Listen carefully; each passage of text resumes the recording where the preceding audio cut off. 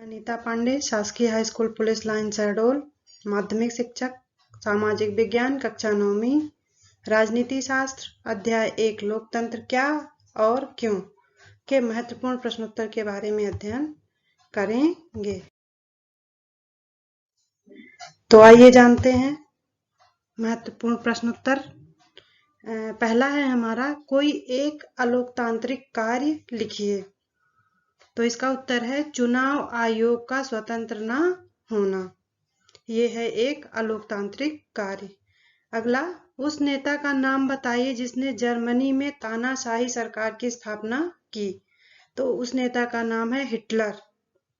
Hitler वह नेता है जिसने जर्मनी में तानाशाही सरकार की स्थापना की। अगला है, किसी ऐसे देश का नाम बताइए जो लोकतांत्रिक नहीं है। तो म्यांमार एक ऐसा देश है जो कि लोकतांत्रिक नहीं है। अगला है, अब्राहम लिंकन ने लोकतंत्र को कैसे परिभाषित किया। तो अब्राहम लिंकन ने जो परिभाषा दी है वो ये है कि ऐसी सरकार जो लोगों की हो, लोगों के लिए हो और लोगों द्वारा बनाई गई हो, वो है लोकतंत्र।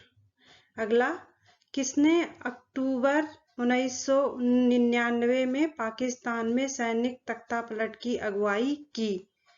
तो उसका नाम है परवेज मुशर्रफ। परवेज मुशर्रफ ने 1999 में पाकिस्तान में सैनिक तख्तापलट की अगुवाई की थी।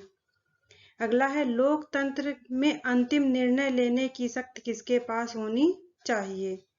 तो लोकतंत्र में अंतिम निर्णय लेने की शक्ति जनता के पास होनी चाहिए। अगला, किस देश में केवल शासक दल ही चुनाव लड़ सकता है। तो मैक्सिको ऐसा देश है जिसमें केवल शासक दल ही चुनाव लड़ सकता है। अगला क्वेश्चन है हमारा, सऊदी अरब में समाज के किस वर्ग को वोट डालने का अधिकार नहीं है। तो महिलाओं को सऊदी अरब में जो है वोट डालने का अधिकार नहीं है। अगला है हमारा, चीन की संसद को क्या कहा जाता है। तो चीन की संसद को राष्ट्रीय जन संसद कहा जाता है। अगला, बाथ पार्टी कहाँ होती है। तो बाथ पार्टी सीरिया में होती है। अगला है, किस देश में मूल निवासियों के वोट का मूल्य अधिक होता है। तो फिजी एक ऐसा देश है जहां पर वहां के जो मूल निवासी हैं उनके वोट का मूल्य ज्यादा होता है। अगला क्वेश्चन है, किसने सैनिक तानाशाही की समाप्ति की थी।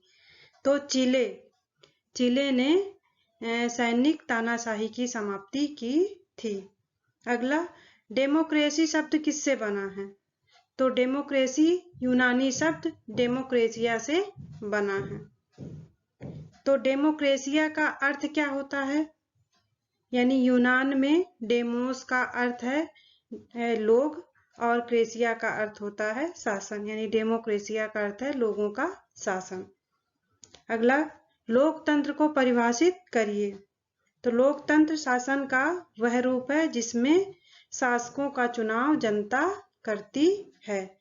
यह है लोकतंत्र की परिभाषा। अगला है, एक व्यक्ति एक वोट एक मोल से क्या अभिप्राय है। तो इसका उत्तर है कि लोकतंत्र में प्रत्येक वयस्क नागरिक का एक मत होना चाहिए और प्रत्येक वोट का एक मूल्य होना चाहिए। यह है एक वोट एक व्यक्ति और एक मूल से अभिप्राय। अगला क्वेश्चन है, लोकतंत्र की मुख्य विशेषताएं लिखना है। लोकतंत्र की मुख्य विशेषताएं कौन कौन सी हैं। तो इसका उत्तर है कि लोकतंत्र की मुख्य विशेषताएं में पहली विशेषता है प्रमुख फैसले निर्वाचित नेताओं के हाथ में। दूसरा है स्वतंत्र और निष्पक्ष चुनावी मुकाबला। तीसरा है एक व्यक्ति एक वोट एक मोल। चौथा है कानून का राज और अधिकारों का आदर।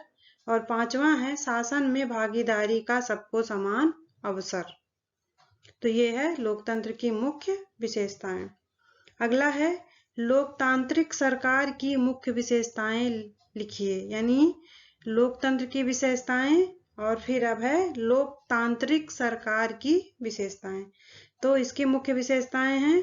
पहला नंबर है नागरिकों को भाषण देने और विचार व्यक्त करने की पूर्ण स्वतंत्रता। दूसरा है स्वतंत्र और निष्पक्ष रूप से काम करने की आज्ञा। तीसरा है राजनैतिक दलों को स्वतंत्र रूप से काम करने की पूर्ण स्वतंत्रता। चौथा है व्यापारियों को व्यापारिक संघ स्थापित करने की पूर्ण स्वतंत्रता। और छठवां है हमारा प्रेस को पूर्ण आजादी। अब अगला क्वेश्चन हमारा लोकतंत्र के पक्ष में कोई 5 तर्क दीजिए। तो लोकतंत्र के पक्ष में 5 तर्क हैं। पहला है शासन का अधिक जवाबदेही वाला रूप। दूसरा है बेहतर निर्णय लेने की संभावना। तीसरा है नागरिकों का सम्मान। चौथा है मतभेदों और टकरावों को संभालने का तरीका। और पांचवा है गलतियों के सुधार के अवसर। तो ये है हमारी लोकतंत्र के पक्ष में 5 तर्क। अगला है हमारा लोकतंत्र के विपक्ष में कोई 5 तर्क दीजिए। तो लोकतंत्र के विपक्ष में 5 तर्क हैं। पहला है अस्थिरता। दूसरा है फैसलों में देरी। तीसरा है भ्रष्टाचार की संभावना। चौथा है चुनावी प्रक्रिया महंगी। और पांचवा है सामान्य लोगों को सरकार चुनने का फैसला लेने में कठिनाई। तो इस तरह से ये हमारा है पाठ जो है एक लोकतंत्र क्या और लोकतंत्र क्यों का क्वेश्चन आंसर। अगले वीडियो में हम अगले अध्याय का क्वेश्चन आंसर डालेंगे। धन्यवाद।